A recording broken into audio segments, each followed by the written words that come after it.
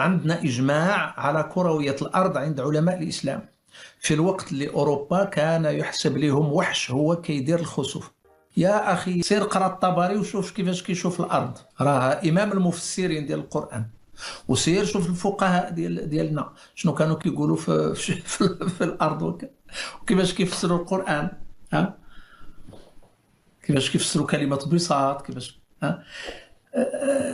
كروية الأرض يا أخي ما ظهرت إلا لما بدأ يعني العلماء ديال الفلك كيفكروا في طبيعة الموجودات السماوية وفي الكوسمولوجيا وحركة الأفلاك، وبداو كيحاولوا يفسروا السبب ديال هذيك الحركة أو هذاك الدوران.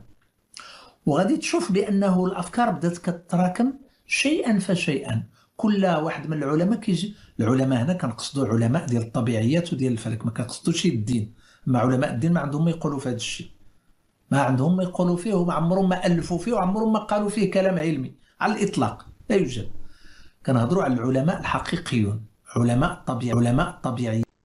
السلام عليكم ورحمة الله وبركاته. حياكم الله أعزائي الكرام، معكم من جديد أخوكم الباحث بالدرجة في فيديو جديد نرد به على أدعياء التنوير، مروجي الخرافة، أصحاب الثقافة الشعبوية الزائفة، وعلى رأسهم كالعادة أحمد عصيد. سمعنا كلامه في حق علماء المسلمين في مسألة كروية الأرض، هو كلام كله كذب وافتراء، يعني خصوصا ما نقله عن الإمام في تفسيره للسورة الغاشية. هذا الكلام لم يقله الطبري، هذا كلام مركب من بعد كلام الطبري، وليس كل هذا كلام الطبري. إذا ذهبنا إلى جامع البيان في تفسير سورة الغاشية، يعني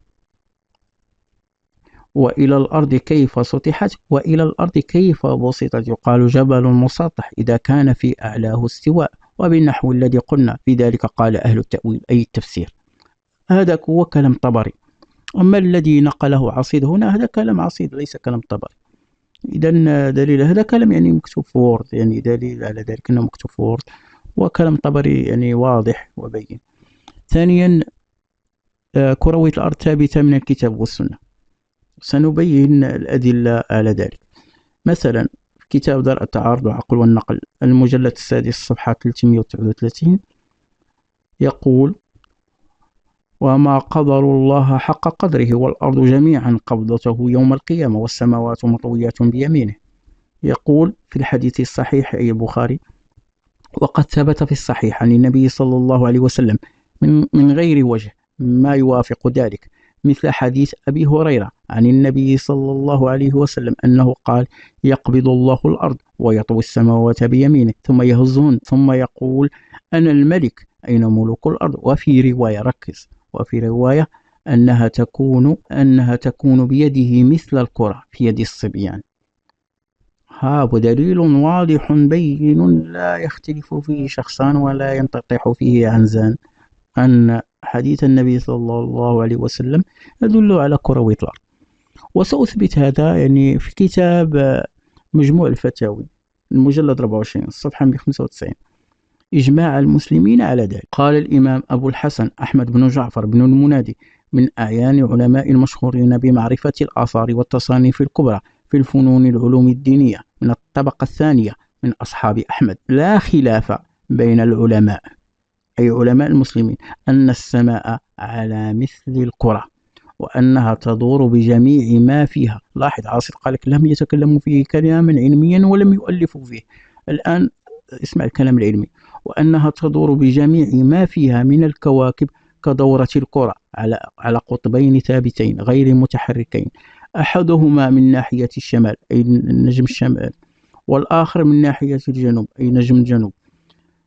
هنا على ما يتكلم، هنا لا يتكلم على كروية الأرض، يتكلم على كرة السماء المعروفة، أي أن القبة السماوية أو الكرة السماوية أنها هناك قطبين يحدها قطبين، قطب الشمال وقطب الجنوب لا يتحركان ثابتان، وهذا ما ذكره أبو جعفر المنادي. ثم ينقل على أن كروية الأرض إجماع على، وكذلك أجمعوا على أن الأرض بجميع حركاتها أي الأرض تدور من البر والبحر مثل الكرة قال ويدل عليه أن الشمس والقمر والكواكب لا يوجد طلوعها وغروبها على جميع من في نواحي الأرض في وقت واحد، بل على المشرق قبل المغرب. لاحظ الكلام سيكرره كثير من علماء المسلمين، مثلا ابن حزم الفصل في الملل والأهواء والنحل. وابن حزم عاش في منتصف القرن الرابع. مطلب بيان كرة الأرض. قال أبو محمد: وهذا حين نأخذ إن شاء الله تعالى في ذكر بعض ما اعترضوا به، وذلك أنهم قالوا إن البراهين قد صحت بأن الأرض كروية والسماء كذلك، والعامة أي أمثال عصير وإلال وهؤلاء الجهلة، والعامة تقول غير ذلك. وجوابنا وبالله تعالى التوفيق أن أحدا من أئمة المسلمين المستحقين لاسم الإمامة بالعلم رضي الله عنهم لم ينكروا تكوير الأرض، ولا يحفظ لأحد منهم في دفع كلمة، بل البراهين من القرآن والسنة قد جاءت بتكويرها. كذلك الإمام الذهبي في مختصر العلوم: الأرض في وسط السماء كالبطيخة في جوف بطيخة، والسماء محيطة بها من جميع جوانبها. ثم كذلك ابن خردابة في المسالك والممالك، يعني يذكر صفة الأرض أنها مدورة كتدوير الكرة موضوعة في جوف الفلك، يذكر يعني أنها وسط السماء.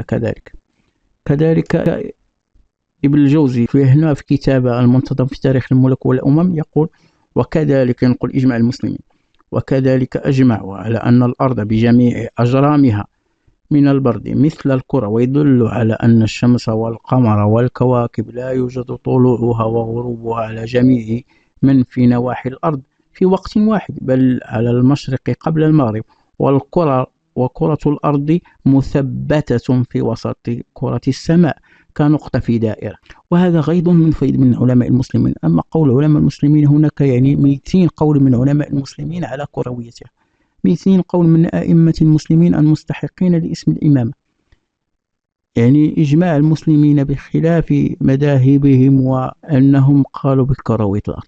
إذن عصيد جاهل كذاب يريد تصغير قول المسلمين، ويقول لك العلماء الحقيقيون وأن المسلمين لم يتكلموا فيه كلاما علميا ولم يؤلفوا فيه. هذا كذب. علماء المسلمين ألفوا وكتبوا ونقلوا إجماع السلف على كرويتها. وإلى هنا ما تنساش دير جيم، بارطاجي مع أصحابك، تشارك معنا في قناة الباحث بالدارجة، نفضحوا هؤلاء الجهلة إن شاء الله. دائما الفضح الفضح الفضح. فقط طلب يعني الاشتراك في القناة، مشاركة الفيديوهات، تعليق، دير جيم. وإلى هنا السلام عليكم ورحمة الله وبركاته.